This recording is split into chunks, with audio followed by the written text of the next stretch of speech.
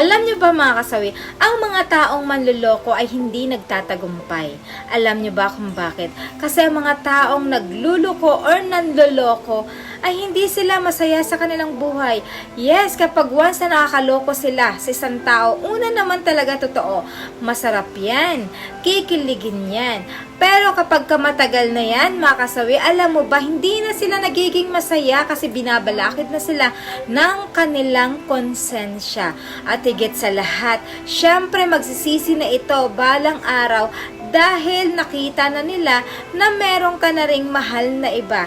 Ang ending, ikaw yung nagiging masaya, tapos siya, pinagsisihan niya habang buhay ang ginawa niya sa iyong panloloko. At nagsisi na siya kasi nga dahil napunta ka pa sa iba na dapat pag-aari ka niya dati pero ngayon hindi na. Iba na ang may pag-aari sa'yo. Kaya ang ending mga kasawi, hindi siya